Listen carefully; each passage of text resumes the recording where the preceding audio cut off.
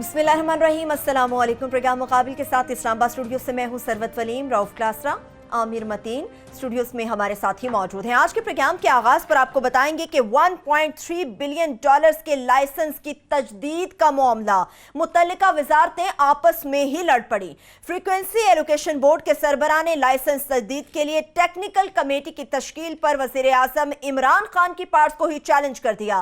Mobile sector में 1 अरब 37 crore dollars की सरमायाकारी खतरे में पड़ चुकी है। फ्रीक्वेंसी एलोकेशन बोर्ड के सरबराह ब्रिगेडियर मोहम्मद नईम ने टेक्निकल कमेटी के इजलास में शमूलियत से साफ इनकार कर दिया।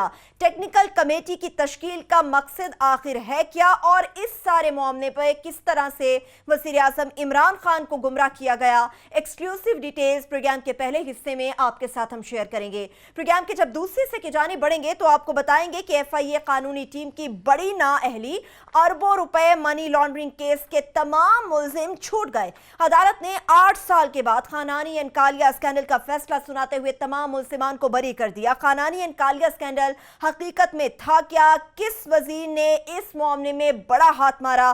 क्या FIA की कानूनी टीम ने खानानी एंड कालिया स्कैंडल को बचाने के लिए इन मुलजिमान को जानबूझकर कमजोर केस तैयार किया? ये जानने की कोशिश करेंगे। प्रोग्राम के जब तीसरे हिस्से की जाने बढ़ेंगे तो आपको बताएंगे कि 2 लाख से जायद स्टेट लाइफ मुलाजमीन को नौकरियों से निकाले जाने का यह मामला है। इन मुलाजमीन ने इंसाफ के लिए सुप्रीम कोर्ट ऑफ पाकिस्तान का दरवाजा खटखटा दिया। इस मामले पर सेक्रेटरी तिजारत अहमद नवाज सुखेरा ने प्रोग्राम मुकाबिल को जो मौका भेजा था वो तो आपके साथ शेयर करेंगे, मगर इसके साथ साथ कल रात हमारे ही शो मुकाबिल में जुल्फी बुखारी की वजारत के स्कैंडल से मुताल्लिक चेयरमैन EOBI अजहर हमीद ने भी मुकाबिल को अपना मौकफ भेजा है, वो भी आपके साथ शेयर करेंगे। और आखिर में आपको बताएंगे कि ऑपोजिशन दौर में एमनेस्टी स्कीम पर शदीद तनकीद करने वाली PTI ने खुद ही एक एमनेस्टी स्कीम का ऐलान तो कर दिया, मगर इसके फवायद गिनवाने वाले वजीर खजाना असद उमर माजी में इसी एमनेस्टी स्कीम को लेकर किस तरह से फ्रॉड करार देते रहे, ये भी आपके साथ शेयर करेंगे। मगर सबसे पहले क्लासेस साहब, मौजूदा हुकूमत कहती है कि सरमायाकारी होनी चाहिए, मईशत को आगे बढ़ना चाहिए, मगर जब बहुत बड़ी सरमायाकारी आने जा रही है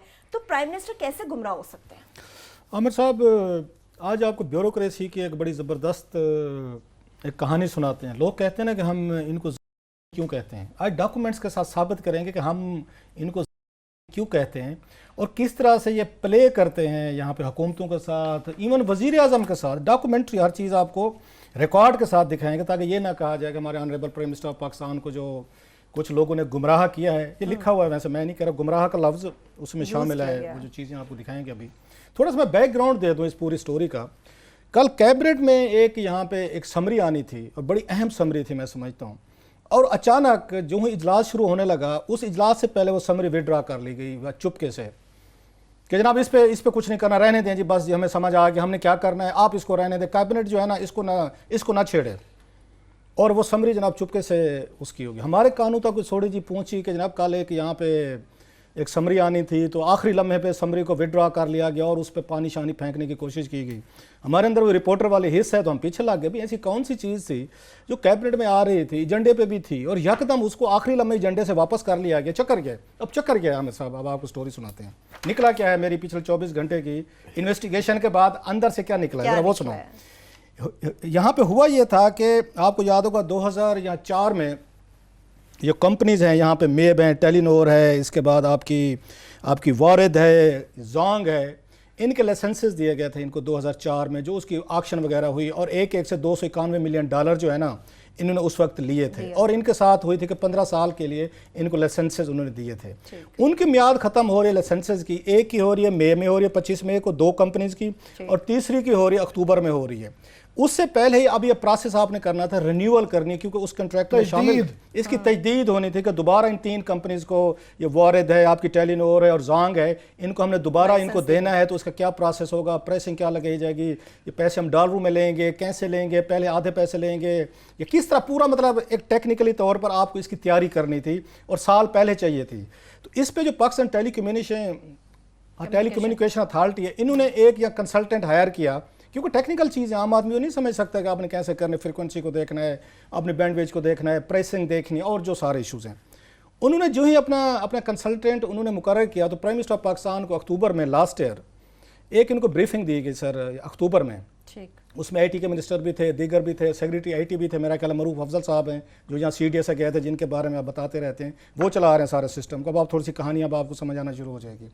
उसमें ब्रीफिंग दी इन्होंने, और इन्होंने वज़ीर आज़म साहब को यही बताया कि जनाब के एक यहाँ पे हमने काम करना है। ऑफकोर्स वज़ीर आज़म साहब ने अलाउ किया कि एक ज़रूरी चीज़ है तो आप करें, और टोटल जो पैसा इन्होंने यहाँ पे एक्सपेक्ट इन्होंने किया हुआ है वो है $1.3 बिलियन। वो जो ये एक्सपेक्ट कर रहा है पाकिस्तान कि हमें यहाँ से इसके ऑक्शन से मिलेंगे 3 मोबाइल कंपनीज जो हैं। बहुत बड़ी रकम है इन बुरे हालात में, जबकि एक डॉलर की हमें ज़रूरत है। $1.3 बिलियन ये बताता है कितना इंपॉर्टेंट ये मसला था जनाब। इसलिए कौम को ये थोड़ा हो सकता है पैसे आ रहे थे तो $1.3 बिलियन तीनों ने ऑलमोस्ट उन्होंने लगाए हुए थे कि इतने पैसे हमें मिल जाएंगे इसके रिन्यूअल वगैरह से, अपने एस्टिमेट थे। इतनी देर में जब उन्होंने इमरान खान साहब को उन्होंने ब्रीफिंग दी तो इमरान खान ने कहा जी बिल्कुल, इस पर उन्होंने एक कमेटी बना दी जनाब, इंटरल उसको मिनिस्ट्रियल कमेटी कहें, जिसमें उन्होंने डाल दिया ये खालिद मकबूल सदीकी साहब को और साथ में डाल दिया असद उमर साहब को कि आप जो है ना इस पूरे प्रोसेस को देखें और इनको कि इसको कैसे करना है, इसकी ओवरसीइंग करनी है, इसको मॉनिटर करना है, या इसको आपने जो कुछ भी करना है आप इसको करें। साथ में इन्होंने बना दिया जनाब वही ब्यूरोक्रेट जो हैं वो जो उन मुख्तलिफ वजारतों के, उनको भी साथ में मेंबर बना दिया। इसमें सेक्रेटरी ख़जाना भी उसमें आ गए, तो उसमें कैबिनेट डिवीजन में भी आना था क्योंकि वो फ्रीक्वेंसी एलोकेशन बोर्ड वगैरह को वही देखते हैं सारे की सारी चीज़ें पे। सो इस कमेटी ने अपना काम शुरू कर दिया। एक मिनिस्ट्रियल कमेटी थी, एक अलहदा से भी कमेटी बना दी गई जिसमें मोस्टली जो थे सारे ब्यूरोक्रेट थे। अब जरा जहन में रखिए काम टेक्निकल है, जहाँ से सारा मसला कहानी शुरू होने वाली है। एक तरफ पे असद उमर साहब हैं ओवरसी करेंगे, और साथ में उनके खालिद मकबूल सदीकी साहब हैं जो मिनिस्टर फॉर टेक्नोलॉजी हैं, और एक अलहदा कमेटी भी बना दी गई। जो ही इनके 1-2 इजलास हुए इस पे वो जो फ्रीक्वेंसी या एलोकेशन बोर्ड के जो इनके एग्जेक्टिव ऑडिटर हैं नईम साहब ब्रिगेडियर हैं, वो उन्होंने एक लेटर लिखा सर, नईम साहब ने वो लेटर उन्होंने लिखा जनाब 18 जनवरी को। उन्होंने कहा जनाब ये जो आपने बना दी है मिनिस्ट्रियल कमेटी बना दी है, आपने एक और ब्यूरोक्रेट्स की भी बॉडी बना दी है, आप ये कैसे कर सकते हैं सारी चीज़ें? आपके पास एक्सपर्टीज़ भी नहीं है, आपके पास वो टेक्निकल नो हाउ भी नहीं है, जिन लोगों को आपने ऊपर बिठा दिया, जिन लोगों ने सारी चीज़ें हमें बतानी है। उन्होंने कहा ये सारी टेक्निकल चीज़ें तो हमारे पास है। फ्रीक्वेंसी एलोकेशन बोर्ड ने कहा लास्ट टाइम भी हमने इनको आके यहाँ पे सारा एवेल्युएट किया था, हमने एक्शन करवाई थी, मतलब बोर्ड ने करवाई थी, ये हमारा काम है। और ये कानून के तहत उन्होंने बाकायदा यहाँ पे जो कानून था, लॉ था, उसको उन्होंने कोट किया। उन्होंने कहा इस लॉ के तहत यहाँ पे फेडरल हुकूमत जो है इस एलोकेशन बोर्ड जो है या इसकी ये एलोकेशन वाले हैं, इनके काम में मुदाखलत नहीं कर सकते। इवन यहाँ तक कहा कि ये फेडरल हुकूमत भी नहीं कर सकती, मिनिस्टर्स भी नहीं कर सकते, और सबसे बढ़कर प्राइम मिनिस्टर ऑफ पाकिस्तान भी नहीं कर सकते। अंडर द लॉ आप लोग सिर्फ हमें ये पॉलिसी मैटर्स पे वो कर सकते हैं, गाइडलाइन दे सकते हैं, बाकी ये टेक्निकल चीज़ें करना, निगोशिएट करना, ये हमने कैसे करना है, ये हमारे फ्रीक्वेंसी एलोकेशन बोर्ड की पावर है। और इनको दाद दे वैसे ब्रिगेडियर नईम साहब को, जो मैंने सारी चीज़ें पढ़ी हैं और देखी हैं और कुछ लोगों से मैंने बात भी की है, पूरे 24 घंटे काम किया इस पर। उन्होंने जनाब 5 की 5 मीटिंग इसके बाद हुई है इसी की, और मरूफ अफजल साहब की उसमें ज़ेर सदारत हुई हैं। उन्होंने किसी भी मीटिंग में उन्होंने शिरकत नहीं की। उन्होंने कहा ये कमेटी ही गलत बनी हुई है, आप लोग मीटिंग कर भी नहीं सकते, $1.3 बिलियन के इश्यूज आप सॉल्व भी नहीं कर सकते, आपका mandate in stay away from it. Plus उन्होंने एक बड़ी इंतहाई सख्त बात लिखी प्राइम मिनिस्टर ऑफ पाकिस्तान के ऑफिस को, राइटिंग में लिखी। अगर वो लेटर दिखाएं जरा थोड़ा सा इस पर स्क्रीन पे, ताकि फिर लोगों को थोड़ा पता चले कि हो क्या रहा था। उसमें उन्होंने ये कहा, उन्होंने कहा जनाब कि ये प्राइम मिनिस्टर ऑफ पाकिस्तान को लगता ये है कि इल एडवाइज किया जा रहा है, गुमराह, इसको यही कहेंगे ना कि गलत है। उन्होंने कहा जनाब ये प्राइम मिनिस्टर ऑफ पाकिस्तान को किसने बताया कि वो कमेटी बनाए, वो मिनिस्ट्रियल कमेटी बनाए, वो ब्यूरोक्रेट्स की कमेटी बनाए, वो बना ही नहीं सकते, उनका मैंडेट नहीं है, उनका काम नहीं, और prime minister of Pakistan is being ill advised और इल इन्फॉर्म्ड। ये उन्होंने लिख के वजीर आजम के, उन्होंने सेक्रेटरी आजम खान साहब को सीधा उन्होंने भेजा, और उसके बाद यहाँ ब्रिगेडियर नईम साहब ने किसी इजलास में मीटिंग नहीं की, और जो मिनिस्ट्रियल कमेटी जो है और ब्यूरोक्रेट्स के अलहदा, मरूफ अफजल साहब अलहदा, और यहाँ खालिद मकबूल साहब जो है वो अलहदा मीटिंग्स करते रहे। वो उनसे कंपनी से भी मिलते रहे, सेलुलर उनसे कंपनी से भी मिलते रहे, निगोशिएट भी करते हैं, पॉलिसी भी बनती रही है, वो उनकी SOP भी तय होती रहे, सब कुछ होता रहे। जिनका काम था वो उस मीटिंग में शरीक नहीं थे, जो उसकी मरूफ अफजल वाली थी।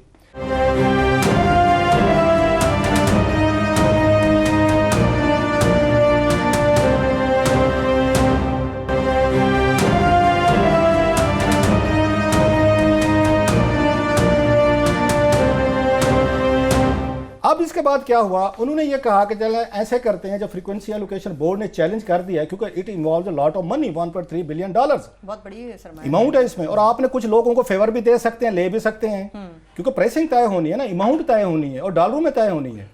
इन्होंने लेटर लिखा जनाब इनको वहाँ लॉ डिवीजन को, उनको लेटर किया उसको लॉ वालों को कि आप बताएं, और लेटर उन्होंने अब इस दौरान में अक्टूबर से काम चला हुआ है, तो 14 मार्च को लॉ डिवीजन ने इनको जवाबी लेटर लिखा। उन्होंने कहा जनाब कि आपका काम ही नहीं है ना, वजीर आज़म ऑफिस का काम है, जरा सुनते हैं, ये 6 महीने ये मीटिंग्स भी हो रही हैं, अब आप जरा सुनते हैं कि हमारे ज़कूटा जिन करते क्या हैं।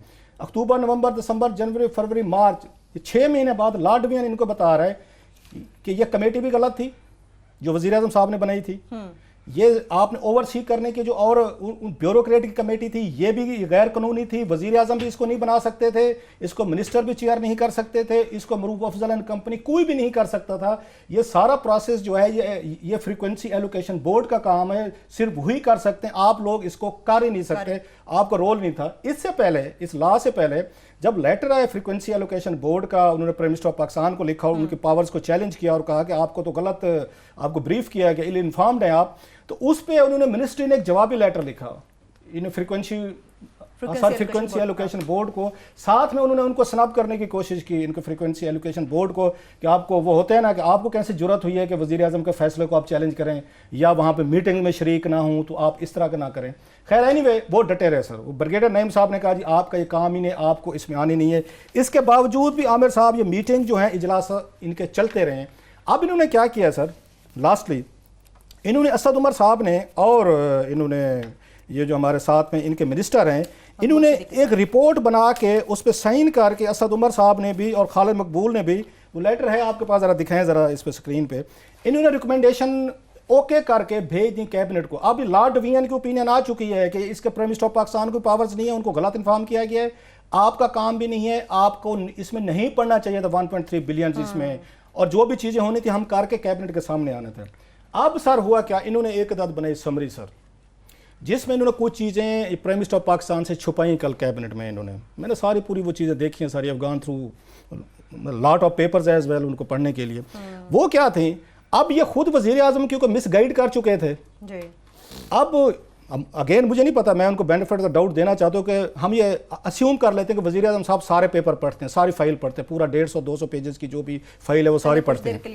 अब इसमें उन्होंने लिखा कि प्राइम मिनिस्टर साहब आपने ऐसे ये कमेटी बनी, ये कल की इनकी जो कैबिनेट में आ रहा था जिसको इन्होंने चुपके से विड्रॉ करवाया कल, तो जनाब आपकी पावर्स थी, तो उस पर उन्होंने एतराज़ात किए फ्रीक्वेंसी बोर्ड वालों ने, और प्लस उन्होंने ये नहीं कहा कि लॉ डिवीजन ने क्या ओपिनियन दी है, उसको कहा कि लॉ डिवीजन की जो राय है ना वो आपके एनेक्चर सी पे मौजूद है, वो देख लीजिएगा। मतलब इमरान खान साहब अगर आप लॉ जो असल चीज़ थी जिस पे सारी लड़ाई चल रही थी 1.3 बिलियन डॉलर्स की, उसकी उन्होंने रिप्रोड्यूस नहीं की, बाकी चीज़ अपना पॉइंट ऑफ व्यू भी देते हैं, ये बाकी मिनिस्ट्रियल कमेटी का भी देते हैं, असद उमर का भी आ रहा है वहाँ पे, उनका सदीकी साहब का भी आ रहा है, लेकिन जिसने आगे डिटरमिन करना है और उनको पेश किया गया ये 5 वालों को, उनको फ्रीक्वेंसी एलोकेशन बोर्ड को, कि जैसे उन्होंने बहुत बड़ी डिफेंस की आपके खिलाफ, लिहाजा उनका भी दे दिया गया कि वो नहीं मान रहे आपकी पावर्स में।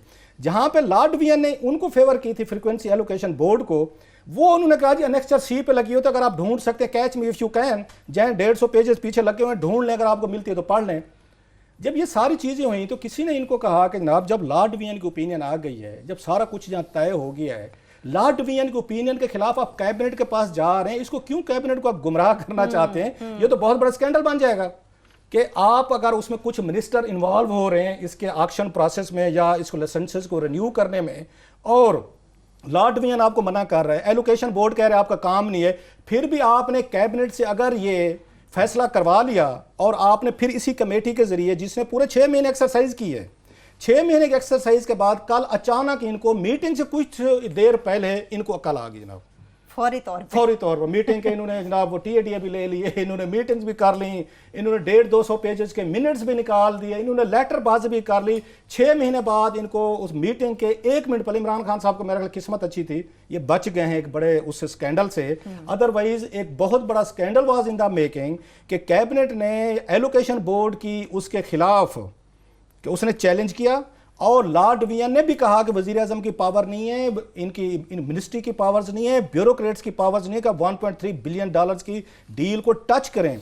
आखिर पे आमिर साहब इन्होंने 6 महीने बाद कल आखिरी लम्हे पे इन्होंने ये समरी वहाँ से विड्रॉ किया सर, वहाँ से लास्ट मोमेंट पे। ये पाकिस्तान का तरीकी क्लासिक स्टाइल है कि इसमें ब्यूरोक्रेसी कैसे काम कर। सबसे पहले तो उनको पकड़ना चाहिए, ये सेक्रेटरी आईटी को पकड़ना, पूछना चाहिए बिल्कुल आपको, बाकी आपको पीटीए वालों से पूछना चाहिए, दीगर लोगों से, कि जब कानून में लिखा हुआ है और एलोकेशन बोर्ड वाले कह रहे हैं कि आपको ला इजाजत नहीं देता, आपने 6 महीने ज़ाय क्यों किए हैं? अभी मई में आपने रिन्यूअल करनी है आमिर साहब, एक महीना रह गया। इट्स बिग इन्वेस्टमेंट, 1.3 बिलियन आपने डॉलर वहां से लेके आने हैं। अब अचानक आपने 6 महीने ज़ाय करने के बाद जब महीना रह गया है, इन सेक्रेटरीज को ला का नहीं पता था, इन्होंने कवानीन नहीं पढ़े थे कि ना कवानीन के तहत ये बिडिंग प्रोसेस है या रिन्यूअल प्रोसेस जो है। इसमें प्राइम मिनिस्टर का कोई इसमें रोल नहीं है, कैबिनेट डिवीजन का सच इसमें रोल नहीं आता, इसमें आईटी का नहीं आता, इसमें फाइनेंस दीगर का नहीं आता, और तमाम वो लोग डाले गए मीटिंग्स करते रहे जो टेक्निकल नहीं थे। ये बात वही एलोकेशन बोर्ड वाले कह रहे थे कि जब आपका काम नहीं है, आपके पास टेक्निकल नो हाउ नहीं है। और लास्टली मैं बताऊं आमिर साहब, वो क्लास अब जरा ब्रेक से लास्टली बात जो बमशेल है कि उस कमेटी ने जो रिकमेंडेशन कल भेजी हैं इसको ये कैबिनेट को, वो रिकमेंडेशन क्या थी? चलिए उसमें एक अलग स्टोरी है, जरा थोड़ी सी बात करते हैं। चले जाते हैं वो रिकमेंडेशन, तो एक छोटी सी ब्रेक से वापस आके आपके साथ शेयर करेंगे, मगर इसके साथ साथ खानानी एंड कालिया स्कैंडल से मुताल्लिक खास तौर पर बात करेंगे कि अदालत ने 8 साल के बाद इस स्कैंडल का फैसला सुनाया, तमाम मुल्जिमान बरी कर दिए गए। ये स्कैंडल है क्या, इसका पूरा माजी आपके सामने रखेंगे, हमारे साथ रहिए।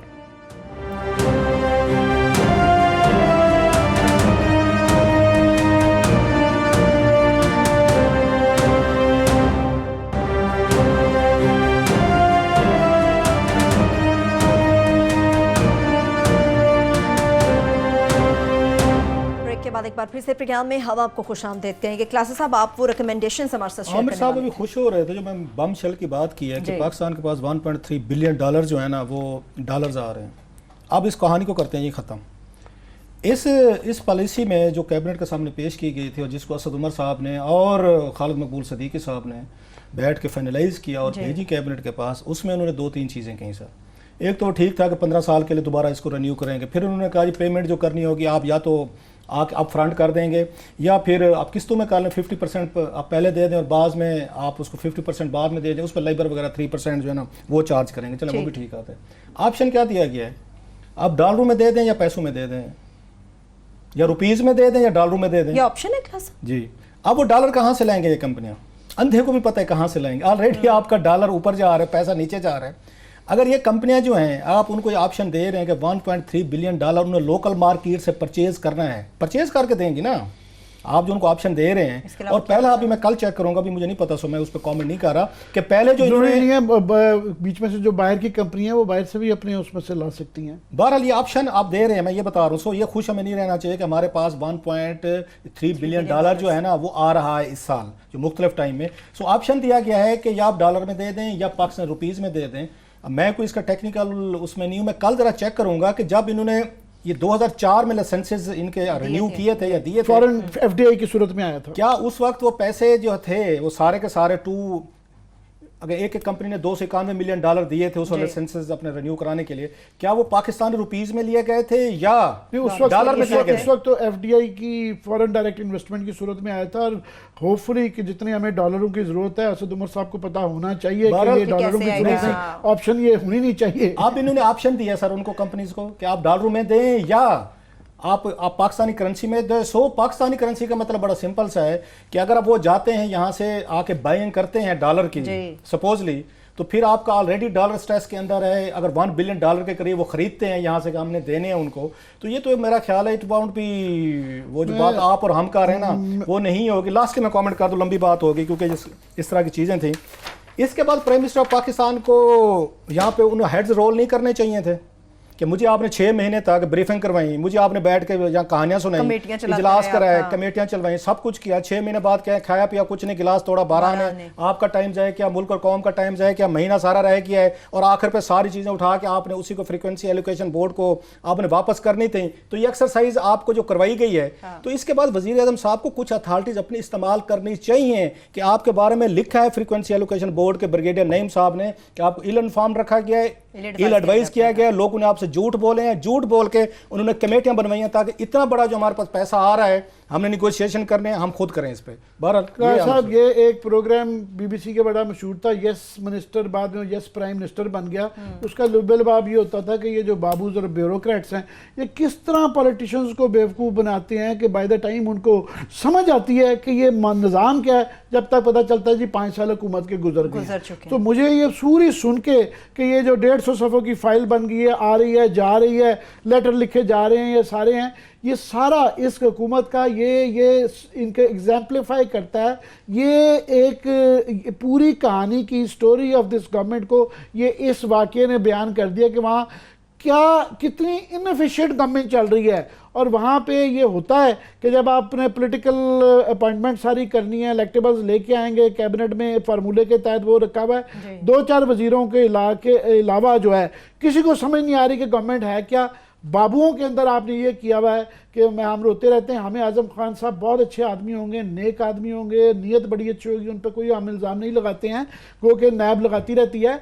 मगर जूनियर पर्सन को जब आप लगाते हैं, जो फवाद साहब से हमें इतराज़ था, तो फिर ये इनफिशिएंट गवर्नमेंट होती है, फिर ये फाइल ही खेलते रहते हैं। ये टिपिकल एग्जाम्पल है, इसके ज़रिए पूरी स्टोरी समझ आ जाती है वहाँ पे कि क्या हो रहा है। एक ऐसा जो है आपने ब्यूरोक्रेसी का इंचार्ज लगा दिया है जिसको फेडरल गवर्नमेंट का तजर्बा ही कोई नहीं है, तो फिर उससे क्या एक्सपेक्ट करते हैं। तो यही होना है, मैं कोई सरप्राइज्ड नहीं हूँ।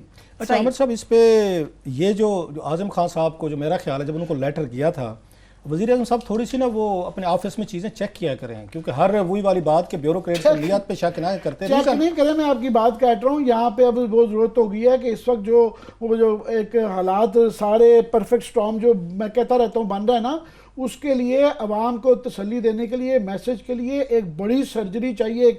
एक कैबिनेट रीशफल मांगते हैं और एक बाबुओं की रीवैम्पिंग मांगते हैं, ताकि अवाम को, लोग बहुत परेशान हो गए हैं कि ये तसल्ली दी जाए कि गवर्नमेंट अपने ट्रैक पे है और वो जो वादे किए गए थे वो कर लेंगे। ये 2 वजीरों की आपको बताइए, हम खबरें आने वाले में दे देंगे, सीरियस करप्शन के इल्जाम आ गए हैं 2 और मजीद कैबिनेट मेंबर्स पे, तो उनको वो जवाब देने हैं, उसके बाद ये चीजें करनी है। अच्छा, मैं इसलिए कह रहा हूँ कि वज़ीर आज़म साहब को थोड़े से अपने ऑफिस पे चेक रखने की ज़रूरत है। उनको फिर हम बेनिफिट ऑफ द डाउट देते हैं कि 18 जनवरी 2019 को ये लेटर मेरे सामने पड़ा था, स्क्रीन पे दिखाए हैं, इसका फ्रीक्वेंसी एलोकेशन बोर्ड का लेटर लिखा है। वहाँ पे ब्रिगेडियर नईम साहब ने इन्हीं आज़म खान साहब को लेटर लिखा है 18 जनवरी 2019। उस लेटर में उन्होंने कहा कि जनाब वज़ीर आज़म पाकिस्तान को इल इन्फॉर्म, इल एडवाइस किया गया है, ये ना कमेटी बना सकते थे, ना ये यहाँ पे इनकी मॉनिटरिंग कर सकते थे, इनको गलत इन्फॉर्म किया गया, प्लीज़ ये वज़ीर आज़म पाकिस्तान को बताएं कि उनको गलत एडवाइस किया जा रहा है। मैं ये पूछना चाहता हूँ, क्या ये लेटर वज़ीर आज़म पाकिस्तान को दिखाया गया था, इन्होंने ब्रीफ किया था आज़म खान ने? आज़म खान साहब ने कहा सर एलोकेशन बोर्ड ने लेटर भेजा है, वो सारे प्रोसेस पे एतराज़ कर रहे हैं, आपकी पावर्स को वो चैलेंज कर रहे हैं, तो हमें जो है ना आपको इसको बैठ के रिव्यू करना चाहिए। अगर आज़म खान साहब ने उनको लेटर वो दिखाया है और इमरान खान साहब को उसके बाद क्या करना चाहिए था, इन्हें दोबारा फौरी तौर पर मीटिंग बुलानी चाहिए थी, जो पहले दिन इन्होंने आके, आपको याद होगा 4 अक्टूबर को इन्होंने आके बुलाई थी कि जनाब अगर ये पावर्स नहीं है तो ये खत्म करें सारा, ताकि वो प्रोसेस जो है वहीं से शुरू करें।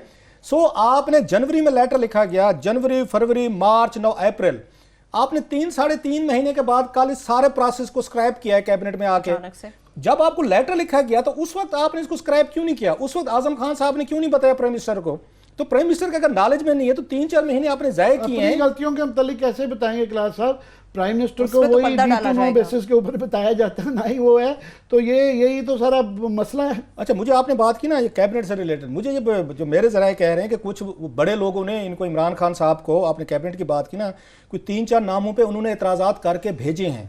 उनमें एतराज़ात में एक बड़ा इंटरेस्टिंग नाम जो जिसके मैं तवक्को नहीं कर रहा था, नईमुल हक साहब का नाम भी है, उन पर भी एतराज़ आया वहाँ से बड़े लोगों की तरफ से कि जनाब इनको करें। इवन बुज़दार साहब पे भी कुछ उनको एतराज़ात आ रहे हैं में और फेडरल गवर्नमेंट में। इनको ये मैंने कहा ना, स्कैल्पल का मसला नहीं रह गया यहाँ पे, अब जो है ना बहुत बड़ा छुरा चाहिए, बड़ा हथौड़ा चाहिए। गुलाम सरवर खान साहब की सुन लें सर, आज भी अंदर की कहानी सियासी, मेरे पास भी खबरें हैं, ये तो चलता ही रहेगा।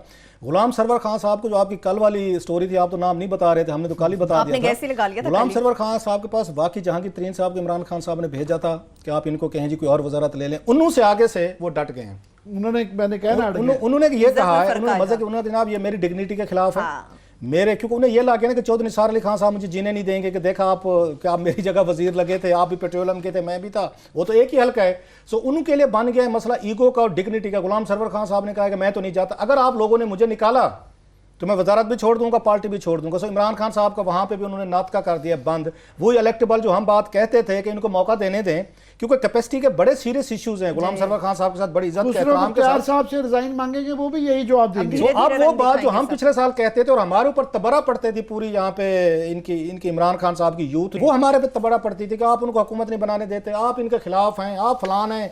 हम यही बताते थे कि जब ये पावर प्लेयर्स आएंगे, जब दूसरी पार्टीज के प्लेयर आएंगे, इमन शाहमूद कुरैशी साहब के हवाले से ये आ रहा है कि जो उन्होंने बात की कंटेम्प्ट ऑफ ये कोर्ट की है कि जनाब वो भी तो इमरान खान पे जाती है डायरेक्ट कि कंटेम्प्ट ऑफ कोर्ट का मकसद क्या है कि वो इमरान खान साहब पे जाएगा कि अगर वो ऐसे बंदे को कैबिनेट में बुला के ब्रीफिंग ले रहे हैं जिसको सुप्रीम कोर्ट ने 61(2)(3) के तहत उनको वो उसको डिस्क्वालीफाई किया हुआ है। तो वो कुरैशी साहब ने जो कल बात की थी परसों, अब उन्होंने किसके साथ बैठ के उन्होंने की थी, वो जो गुलाम सरवर ये चौधरी सरवर साहब हैं गवर्नर पंजाब, उन दोनों ने बैठ के की है।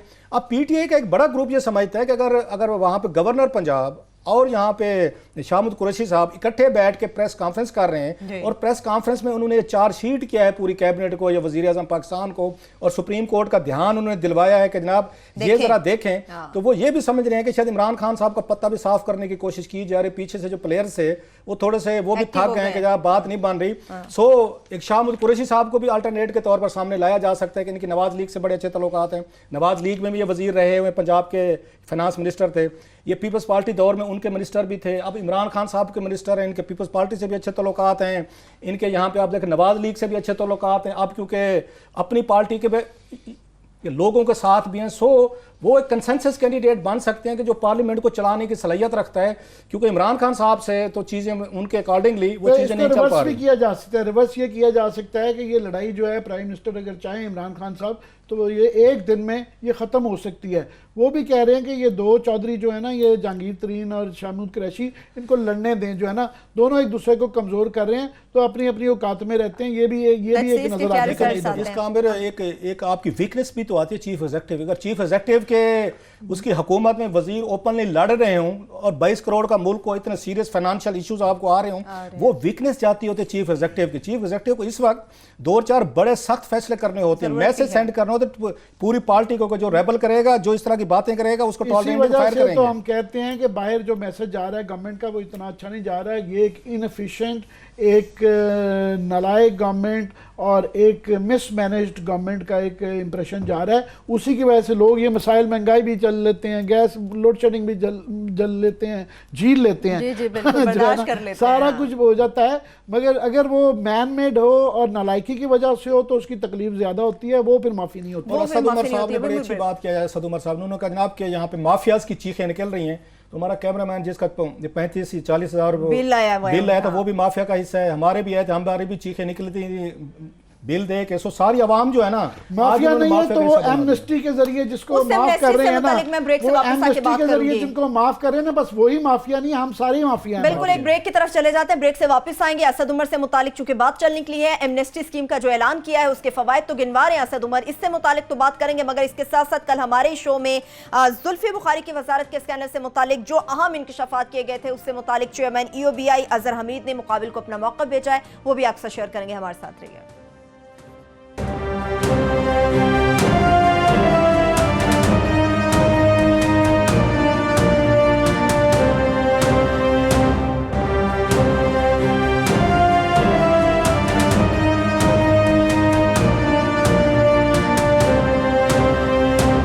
ब्रेक के बाद एक बार फिर से प्रोग्राम में हम आपको खुशामदीद कहेंगे। अहम एजेंडा है उसकी जानिब तो बढ़ेंगे, मगर उससे पहले क्लासेस अब हमारे पास 2 मौक़िफ़ आए हुए बड़े इंपॉर्टेंट है, वो शेयर कर। 2 बड़ी हमने स्टोरीज आमिर साहब हमने की थी, रिसेंटली की थी। एक तो रात की थी हमने EOBI पे कि EOBI ने जो 1.6 बिलियन के अगेंस्ट जो लास्ट ईयर थी अब 3.2 बिलियन मांग लिया था, जिस पे ECC ने रोक भी दी थी, इनको पेमेंट भी नहीं होने दी थी और प्लस उन्होंने बहुत सारे सीरियस सवालात भी खड़े कर दिए थे। तो हमने रात को बताया था सारा कि क्या इशू हुआ था कि वो 300 नए लोग ये रखना चाहते थे। तो आज मुझे फ़ोन आया उनका इनके EOBI के चेयरमैन जो अजहर हमीद साहब, नहीं मत से कि मेरी मुलाकात नहीं है, फ़ोन पे बात हुई, अच्छे बंदे लगे हैं मुझे, बड़े अच्छे तरीके से उन्होंने अपना जो मौक़िफ़ था उनका उसको एक्सप्लेन किया। तो उन्होंने माना तस्लीम किया कि ECC में जो 20 को यहाँ पे इजलास हुआ था उस 20 में वो लेके गए थे, ये सारी समरी लेके गए थे और यही उन्होंने उनका सारा जो बजट था ना सारा उन्होंने अप्रूव करवाने के लिए ECC के पास गए थे। क्योंकि अब ज़रूरी हो गया है कि हुकूमतें ये जो इनके बजट जितने हैं ना वो आके कैबिनेट अप्रूव करेगी और कैबिनेट से फिर कैबिनेट ने कहा था कि ECC के पास जाएँ। जब ECC के पास गए तो उन्होंने इन पर एतराज़ात जड़ दिए जो कि जेन्युइन लगते हैं, उसके मतलब उन्होंने रिकॉर्ड भी किया सारे। अब वो ये कहते हैं कि जनाब कि वो जो हमने उनसे ज़्यादा बजट मांगे, 300 लोग जो हैं NTS टेस्ट के जरिए ऑलरेडी शायद उनका टेस्ट भी हो चुके हैं, वो कहते हैं इसलिए भी ज़्यादा यहाँ पे लोग चाहिए कि एक तो लोग यहाँ पे वो दे नहीं रहे, इनका कंट्रीब्यूशन कम हो गया, बहुत सारे लोग छुपा लेते हैं। सो हमें फील्ड वर्क के लिए वो बंदे चाहिए थे ताकि कंट्रीब्यूशन की अमाउंट है उसको बढ़ाया जा सके। तो प्लस उन्होंने ये कहा कि बहुत सारे बैंक्स हैं वो कंट्रीब्यूशन नहीं देते। अच्छा, बाद में मनी बिल में डाल दिए चीज़ें, उसके बाद बहुत सारे इदारे हैं वो देने से इनकारी हो गए हैं। अच्छा, 18वीं तरमीम के बाद ये डिवाल्व हो गए, लिहाजा बहुत सारे फेडरल या प्रोविंशियल इदारे हैं, उन्होंने इसी कन्फ्यूजन क्रिएट करके इनको कंट्रीब्यूशन देने से इनकारी हैं। सो वो ये कहते हैं कि हमारा सारी जो हमारी इनकम थी, जो पैसा जनरेट कर रहे थे, वो सारे का सारा हमारा कम हो गया है और हमारी जो अर्निंग हैं वो बहुत कम रह गई हैं। लिहाजा हम ये चाहते थे कि इसको रिवाइव किया जाए और 300 लोग रख के फील्ड में भेजे जाएं, जो जाएं इनको आइडेंटिफाई करें। लिहाजा हमने उनके लिए पैसे मांगे थे जिसकी रैशनलाइजेशन या जस्टिफिकेशन जो है ECC ने उनसे मांग दी। उन्होंने ब्रेकअप भी दिया है कि कहाँ पे और किस तरह का ये उनका आना है। उन्होंने एक बात बड़ी अच्छी की, अगेन चलें कोई कंपैशन वाले लोग बैठे हुए हैं कि जितना इनको दिया जा रहा है, इनको पैसे दिए जा रहे हैं मजदूर का पैसा, उन्होंने कहा मजदूर का पैसे मुझे तो बड़ा दुख भी आता है, 5-5.5 हज़ार से ज़्यादा दे नहीं सकते किसी को, 5-5.5 हज़ार में किसी का क्या बनना है। सो असल जो रियल इश्यूज़ आ रहे हैं कि 18वीं तरमीम के बाद वो कहते हैं हमारी इनकम ही ख़त्म हो गई है, तकरीबन बंद हो गई है। बहुत सारे बैंक्स तो बिल्कुल नहीं देते, बाकी इदारे हैं वो नहीं दे रहे, तो लिहाजा पैसा कहाँ से जनरेट करें, हमने लोगों को भी देना है, उनको जो गरीब लोग हैं, पेंशनर्स हैं, उनकी शादियों के मसले हैं, बुढ़ापे के मसले हैं, बारह वट उन्होंने अपना मौक़िफ़ दिया तो हमने आपके साथ दूसरा मौक़िफ़ भी जल्दी से उसको दे दिया। दूसरा सर आमिर साहब जो ज़्यादा वो है इस वक्त सेंसिटिव चल रहा है वो ये है कि हमें अभी ये नए लगे हैं फेडरल सेक्रेटरी अहमद नवाज सुखेरा साहब, अगेन ए गुड ऑफिसर, मतलब वो पुरानी उसमें लाट में से तल्लुक़ है, जो अच्छे अफसरान की लाट है, अहमद नवाज सुखेरा साहब का भी उसी में आता है। जो हमने स्टोरी की थी स्टेट लाइफ के हवाले से कि बहुत सारे हज़ारों मुलाजमीन जो हैं एजिटेशन कर रहे हैं, एहतजाज कर रहे हैं, तो सुखेरा साहब अभी उनको मेरा ख्याल सेक्रेटरी बनने हुए पूरा हफ्ता भी नहीं हुआ। खैर प्रोग्राम देखा उन्होंने, तो उनका भी मुझे फ़ोन आया, उन्होंने कहा भाई कि मैंने वो देखा है प्रोग्राम आपका, तो मैं उस पर कुछ अपनी जो मैंने टीम से अपना उनका मौक़िफ़ मांगा है कि मुझे आप इसका जवाब दें कि क्यों सारे लोग जो हैं वो सड़कों पे आ गए। ये वैसे यूनुस ढागा साहब के दौर से चल रहा था। आज वैसे सुप्रीम कोर्ट में एक उन्होंने पटिशन भी फाइल कर दी है स्टेट लाइफ के एम्प्लॉइज़ ने। उनका ये कहना है कि इसमें जो ज़्यादा प्रॉब्लम था वो ये कहते हैं कि जनाब के बोर्ड ऑफ डायरेक्टर्स ने जितने पुराने सेल्स ऑफिसर हैं उनको तरक्कियाँ दी हैं, किसी को सेल्स ऑफिसर को निकाला नहीं गया। उनके मुताबिक स्टेट लाइफ का सबसे बड़ा जो उनका मसला है, जो सुखेरा साहब ने कहा है, वो इनके डमी इनके एजेंट्स हैं। एक मिसाल दूंगा मैं, सिर्फ एक लंबा उनका पॉइंट ऑफ व्यू स्क्रीन पर पढ़ भी रहे होंगे। वो ये कहते हैं कि 2008 में अगर इनके एजेंट्स जो थे उनकी तादाद थी 78,000 2008 में, और उन्होंने 4 लाख नई पॉलिसीज ली थी। अब वो कहते हैं 2018 में अगेन इनके एजेंट जो है उनकी तादाद 1,86,000 हो गई है, तो लेकिन पॉलिसी जो है ना वो 6 लाख के करीब हैं। तो ज़्यादा वो कहते हैं फ़र्क नहीं पड़ा, जिससे इनको डाउट्स हैं कि शायद डमी हैं जो ये सारा ले रहे हैं। तो अगेन उनका ये कहना है कि स्टेट लाइफ जो है वो बैंकों के ज़रिए का इंश्योरेंस का काम वगैरह करता है। बहरहाल अब क्योंकि मामला चला गया सुप्रीम कोर्ट ऑफ पाकिस्तान में, तो वहाँ पे अब फैसला होगा कि ये स्टेट लाइफ वाले ठीक कह रहे हैं या वो गलत कह रहे हैं। तो बहरहाल उनका अहमद नवाज सुखेरा साहब का शुक्रिया कि उन्होंने हमारे प्रोग्राम पे फौरी तौर पर जो उनका मौक़िफ़ था उन्होंने भेजा है। ठीक है, आपने कोर्ट्स की बात की है तो कोर्ट्स की बात से ही आगे चलते हैं। आमिर साहब, ये जो आए रोज़ फैसलाबाद की बात करेंगे, जो वकालागर्दी का आए रोज़ एक नया वाक़या हमें नज़र आता है, इनको लगाम कौन डालेगा? ये फैसलाबाद का सिर्फ वाक़या नहीं है, ये पूरे पाकिस्तान का है। पाकिस्तान के अंदर वो अब माफियाज़ की बात कर रहे थे, हर एक के शामत आ सकती है, यहाँ पॉलिटिशियन की भी हो सकती है, ब्यूरोक्रेट की होती है, हमारे भाई भी जो है ना अक्सर अदालतों में भी बुला लेते हैं, ये पैमरा में भी बुला लेते हैं। अगर नहीं किसी को हाथ डाला जा सकता तो ये वकील हजरात हैं, और इनकी गुंडागर्दी दिन ब दिन बढ़ता जा रही है। वकील गर्दी बाकायदा एक टर्म बन गई है। ये आज फैसलाबाद में वाक़या हुआ है, और ये ख़ास तौर पे इसलिए दिखा रहे हैं कि ये रिकरेंस है, ये पहले भी हुआ है, वही मुल्ज़मान हैं जो पहले थे, ये वही वकील। ज़रा ये दिखा दें कि ये आज का पहले वाक़या दिखा दें कि ये हमने इसकी ऑडियो जो है ना ये खुद रोकी है, क्योंकि इसके अंदर जो गाली गलूच और जो बड़के मार रहे हैं कि 2 इसके अंदर जो ग्रुप्स हैं वहाँ फैसलाबाद में बार के, एक नवीर मुख्तार साहब गुमन जो सदर हैं मौजूदा फैसलाबाद बार के, उनके ग्रुप के ऊपर दूसरे ग्रुप की ये फायरिंग और ये लड़ाई मारकुटाई चल रही है। और दूसरे ग्रुप में यहाँ पे एक टोपी वाले ये कैप में है मियाँ लियाकत जावेद, ये कैंडिडेट थे। तो ये आपस में 2 पार्टियों की लड़ाई चल रही थी, जिसके बाद वकीलों के ग्रुप की लड़ाई शुरू हो गई। तो ये जो मियाँ लियाकत जावेद साहब हैं ये हाल ही में ये डिप्टी कमिश्नर जो फैसलाबाद हैं वो फुटेज कम अज़ कम वो तो दिखा दें कि ये इससे रिसेंटली ये वाक़या पेश आया था। पूरे पाकिस्तान में ये देखा गया था कि ये जो टोपी वाले साहब हैं, ये लियाकत जावेद साहब, इन्होंने अंदर जाके डीसी साहब को भी उठा के ये देखें, ये पाकिस्तान में डिप्टी कमिश्नर के साथ ये होता है। तो उसके बाद रिट ऑफ द स्टेट कहाँ चली जाती है, मगर उनकी ना किसी ने बार की मेंबरशिप कैंसिल की, ना उनके खिलाफ कोई एक्शन हुआ। अभी बताया गया है कि एफआईआर एक बड़ी बिनाइन सी की गई है। दूसरे ग्रुप का कहना है कि ये टेररिज्म था जो आज भी किया गया है, कि आम आदमी अगर बाजार के अंदर फायरिंगें कर रहा हो, जिस तरह के इनके ग्रुप के लोग नजर आ रहे हैं, वो आवाज नहीं दिखा रहे, तो उसको एटीए में एंटी टेररिस्ट एक्ट में डाल के अंदर करके कब के जा चुका ना। इस के ऊपर एक्शन पहले हुआ था और उम्मीद ये है कि इस दफा भी कुछ नहीं शायद होगा। इस दफा भी ना हो। अभी आपने इसकी संगीनी पूरी बताई नहीं है, जो मैंने भी वीडियो देखी है। ये स्ट्रेट फायरिंग कर रहे हैं होटल के अंदर, आपने यूं का मतलब ये फजाई फायर, ये हवाई फायरिंग नहीं थी। ये मैं से दाद देता हूँ पूरे आपके आरपीओ फैसलाबाद को भी दाद देनी चाहिए सर। डिप्टी कमिश्नर साहब को भी मेरा सलूट है, जिनके साथ उन्होंने ये सलूक किया। किसी को जरूरत नहीं हुई कि इनके खिलाफ एफआईआर दें, इनको पकड़ें, इन पे केस चलाएं।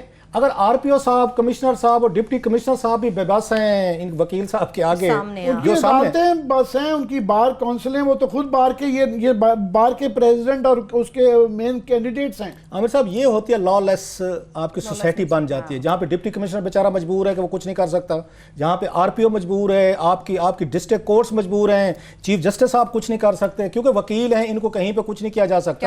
ये पहले हो चुका है पूरा वाकया, ये डिप्टी कमिश्नर को किया गया, अब दोबारा वही किरदार है। और यहाँ पे chief justice Lahore high court में भी उनका दफ्तर मंसूर अली शाहजहां से तोड़ा गया, मुल्तान में भी वाकया हुआ, सुप्रीम कोर्ट में भी हमले हुए, मगर जहाँ वकील आ जाते हैं वहाँ कोई नहीं छेड़ता। अब अगली इसको ले लेते हैं सर, एक डेविल्स एडवोकेट बन जाता है। 50 सेकंड्स क्लास इनको दाद तो दें जो भी वकील साहब, इनका क्या नाम है सर? ये लियाकत जावेद, मियां लियाकत जावेद। एक अकेले बंदे ने पूरे फैसलाबाद की वाश एडमिनिस्ट्रेशन को, पुलिस को, deputy commissioner, commissioner, RPO, DPO सबको आगे लगाया हुआ है। ये तो दाद दें कि फैसलाबाद में कम से कम एक बहादुर इंसान मौजूद है कि जिसको जरूरत नहीं होती किसी को टच करके दिखाएं, हाथ लगा के दिखाएं। इसके बाद में से लास्ट कमेंट, इसके बाद पूरे फैसलाबाद की इंतजामिया को ना उनको इस्तीफे दे देने चाहिए थे कि आपसे एक बंदा आपसे हैंडल नहीं हुआ, कंट्रोल नहीं हुआ। इतना बड़ा इंपॉर्टेंट शहर है, आपका इंडस्ट्रियल सिटी है पाकिस्तान का सबसे बड़ा। ठीक है, लास्ट लाइन आप फैसलाबाद, उसमें ये लॉलेसनेस है कि डिप्टी कमिश्नर के साथ ये सलूक हुआ है और पुलिस भी खामोश तमाशाई बनी हुई है। एक अकेला बंदा उसने पूरे बाजार, उसने पूरे इस्लामाबाद की, उसकी फैसलाबाद की एडमिनिस्ट्रेशन को आगे लगा दिया। शेर का बच्चा, दाद दें, वैसे दाद दें इसको सर। सही है। चलिए, इसके साथ प्रोग्राम भी अपने इख्तिताम को पहुंच रहा है। अपना बहुत सा ख्याल रखिए। खुदा हाफिज।